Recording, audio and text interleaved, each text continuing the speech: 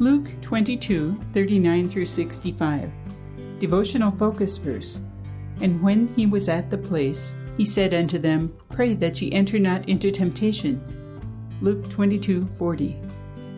One afternoon, I hurried into a local shopping center to buy a decorative basket as a gift for a friend. Finding the perfect basket took longer than I had hoped, but I finally discovered just what I had in mind stashed behind several smaller baskets. Putting it into my shopping cart, I quickly picked up a few grocery items and went to the checkout where the cashier rang up my items. As I paid, it flitted through my mind that the total was less than I had expected, but I was in a hurry, so I brushed the thought aside. While pushing my cart toward the door, though, God's quiet voice spoke to my heart, Check your receipt.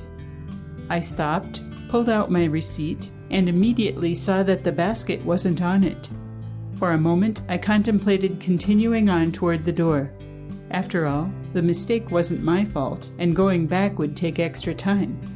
Also, I was low on cash that month, so maybe the clerk's omission was a blessing in disguise.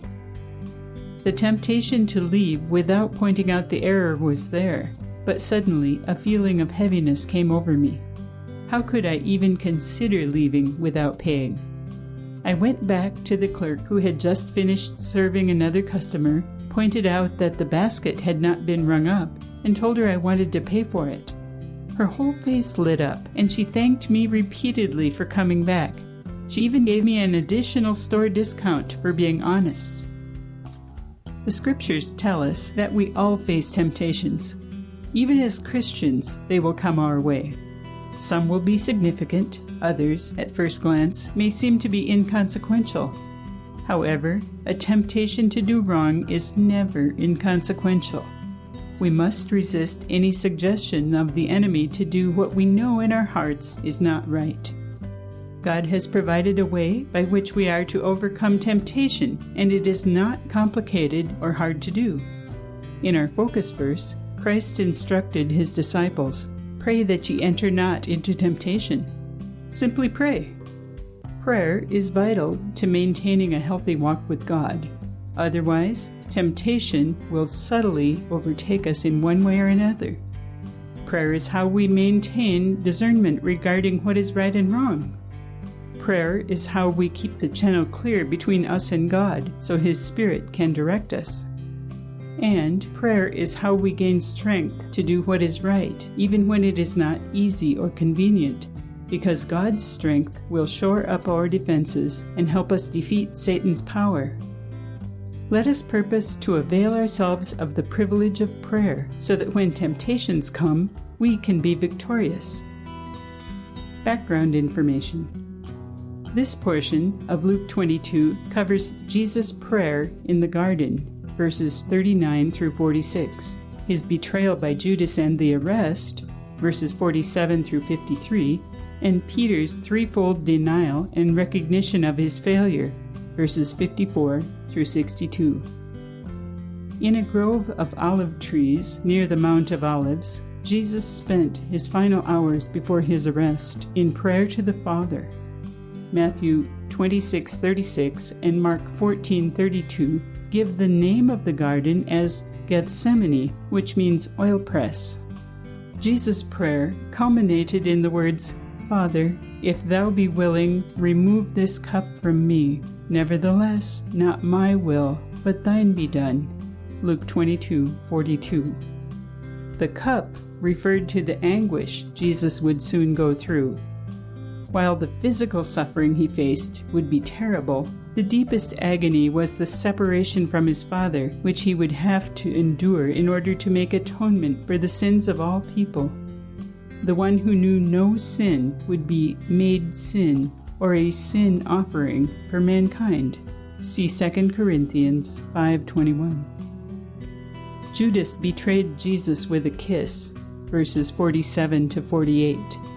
This form of salutation was traditional in that era and was used as a greeting, a farewell, and a sign of hospitality. The ritual also could demonstrate homage or submission, and it may have been this irony that prompted Jesus' question to Judas Betrayest thou the Son of Man with a kiss?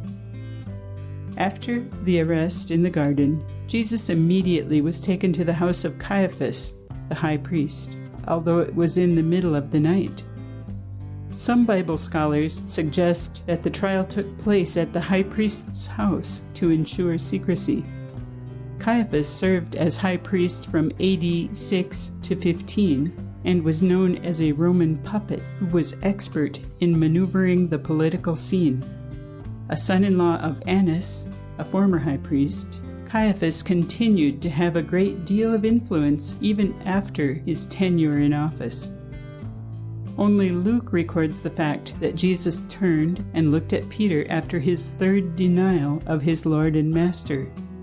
The Gospel of John relates that Jesus was examined by Annas prior to being taken to his trial before Caiaphas and the religious leaders. See John 18:24. It may have been during this change of location that the meaningful glance between Jesus and Peter took place. The men who guarded Jesus, likely the temple guards who had arrested him earlier, were the ones who taunted Jesus by blindfolding him, hitting him, and then commanding him to prophesy or disclose who had struck him. Conclusion. Circumstances and situations in life may bring challenges in our Christian walk, but through prayer we can overcome every temptation of the enemy of our souls. And he came out, and went, as he was wont, to the Mount of Olives, and his disciples also followed him. And when he was at the place, he said unto them, Pray that ye enter not into temptation. And he was withdrawn from them about a stone's cast, and kneeled down, and prayed, saying, Father, if thou be willing, remove this cup from me, nevertheless not my will, but thine, be done. And there appeared an angel unto him from heaven, strengthening him. And being in an agony he prayed more earnestly, and his sweat was as it were great drops of blood falling down to the ground. And when he rose up from prayer, and was come to his disciples, he found them sleeping for sorrow. And said unto them, Why sleep ye? Rise and pray, lest ye enter into temptation. And while he yet spake, behold a multitude, and he that was called Judas, one of the 12, went before them, and drew near unto Jesus to kiss him. But Jesus said unto him, Judas, betrayest thou the Son of Man with a kiss? When they which were about him saw what would follow, they said unto him, Lord, shall we smite with the sword?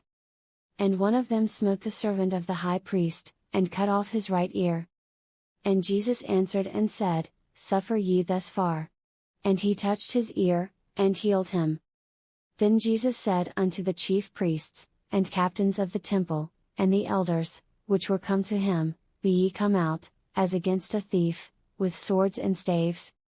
When I was daily with you in the temple, ye stretched forth no hands against me, but this is your hour, and the power of darkness.